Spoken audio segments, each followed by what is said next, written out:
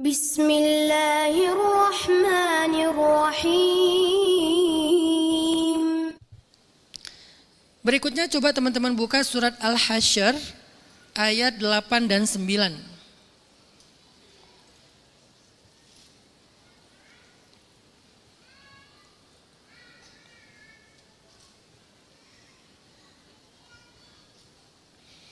Surat Al-Hasyr ayat 8 dan 9.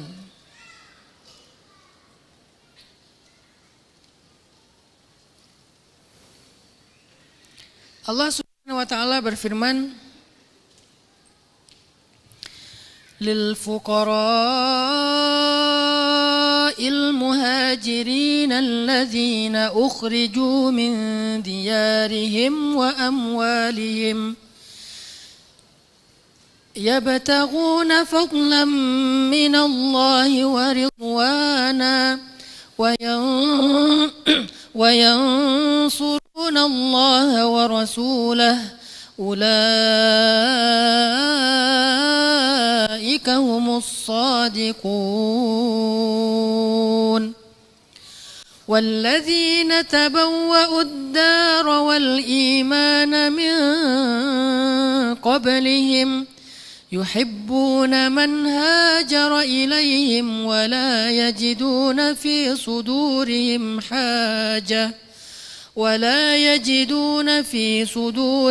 حاجة مما أوتوا ويؤثرون على أنفسهم ولو كان بهم خصاصة ومن يوق شح نفسه فأولئك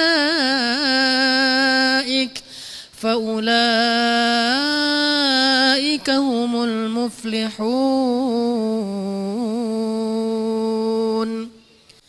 Ini pun membahas tentang dua golongan tadi. Ayat 8-nya membahas golongan muhajirin.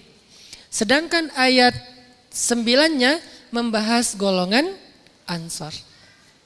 Walaupun gak disebutkan nama golongan. Kalau di sini udah disebutkan kebaikan mereka gitu. Atau inspirasi dari mereka itu apa? Golongan muhajirin itu apa? Orang yang ukhriju min diyarihim wa amwalihim. Orang yang diusir dari negerinya, dari rumahnya. Orang yang dijauhkan dari hartanya. Siapa mereka? Orang yang gara-gara hijrah mengalami ujian dalam hidup. Dijauhkan oleh temannya, diusir oleh keluarganya, keluar dari pekerjaannya, ditinggalkan oleh, bahkan mungkin ada yang gara-gara hijrah ditinggalkan oleh pasangannya, ditinggalkan oleh customernya, ditinggalkan oleh prospeknya, ditinggalkan oleh orang-orang yang potensial dalam bisnisnya. Banyak ujian yang dia alami, persis seperti kaum muhajirin. Kehilangan harta, kehilangan keluarga, kehilangan kampung halaman. Walaupun kita kasusnya beda-beda, tapi nilainya sama, value-nya sama, sama-sama kehilangan, sama-sama berkorban gara-gara hijrah. Dan kaum muhajirin ketika hijrah pengorbanannya juga enggak ringan, berat sekali pengorbanan mereka. Ada yang hijrah sendiri enggak bawa harta apa-apa. Siapa dia? Suhaib Ar-Rumi atau Suhaib bin Amr Ar-Rumi. Dia datang dari Roma, datang dari negeri Romawi ke Mekah, kemudian berdagang di Mekah, jadi orang kaya, konglomerat di Mekah. Punya kebun banyak, punya ternak banyak, punya dagangan ataupun pasar yang banyak, kaya banget di kota Mekah. Begitu dia masuk Islam, lalu kemudian ada perintah berhijrah, dia memutuskan untuk hijrah ke Madinah, maka Abu Sufyan bilang gini kepada Suhaib, Suhaib, kamu tahu diri ya, dulu kamu datang gak punya apa-apa loh di kota Mekah. Kemudian kami bantu kamu sampai kamu jadi pengusaha sukses, jadi pembisnis sukses, kamu punya harta segala macam. Sekarang kalau kamu ingin ikut Muhammad, udah pergi aja ke Madinah tapi tinggalkan semua harta kamu di sini. Tapi kalau kamu mau tetap di Mekah, kami biarkan kamu dengan harta dan aset-aset kamu. Silahkan pilih. Dia nggak mikir panjang lebar, bentar ya nanti malam mau kasih tahu jawabannya. Enggak, saat itu juga dia memilih, aku memilih Allah dan Rasul. Ambillah harta duniawi itu, aku nggak peduli, maka berangkatlah hijrah Suhaib Ar-Rumi sendiri, jalan kaki. Kendaraan aja nggak punya. Jalan kaki hijrahnya, sendiri. Apa yang dia tinggalkan? Hartanya, rumahnya, kemudian sahabatnya, pasarnya, ternaknya, kebunnya yang nilainya ratusan miliar mungkin. Dan itu produktif. Bukan aset yang pasif, produktif. Kayak kebun misalnya, produktif. Setiap tahun menghasilkan sekian miliar dari panennya. Dia tinggalkan semuanya fi sabilillah. Maka pengorbanan itu adalah inspirasi buat kita yang sedang melalui proses hijrah. Gara-gara hijrah kita kehilangan job. Gara-gara hijrah kita nggak jadi kontrak dengan sebuah proyek. Gara-gara terlalu jujur dalam sebuah proyek kita nggak dapat tender.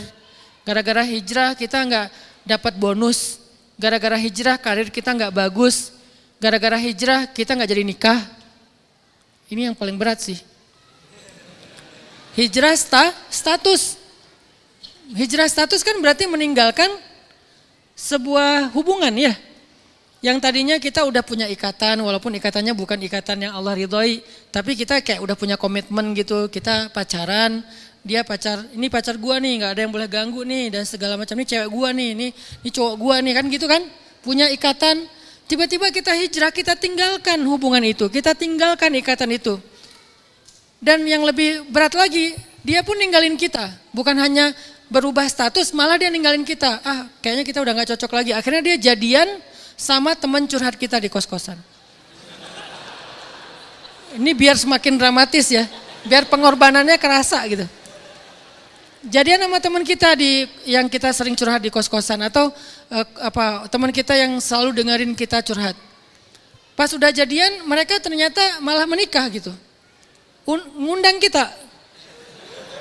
Kebenaran kita anak band disuruh nyanyi di acara weddingnya dia, kebayang gak sih? Lagunya apa kira-kira? Kau hancurkan hatiku, hancurkan dan seterusnya. Lagu lama sih. Ketahuan generasinya. Anak 2000-an sih, sombong banget 2000. Padahal lebih.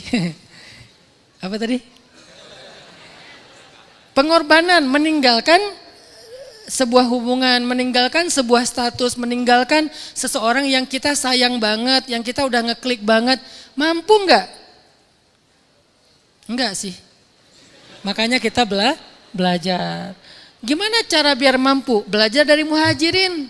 Apa yang kita pelajari dari muhajirin? Percaya deh sama janji Allah. Enggak mungkin kita meninggalkan sesuatu terus kita rugi atau sia-sia, enggak mungkin.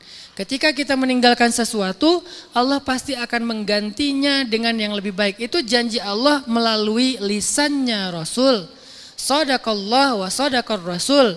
Maha benar Allah dan selalu benarlah Rasul. Sehingga siapa yang meninggalkan satu hubungan karena Allah, dia takut dosa, Allah pasti akan menggantinya dengan yang lebih baik. Baik dengan orang yang sama atau orang yang lebih baik daripada itu.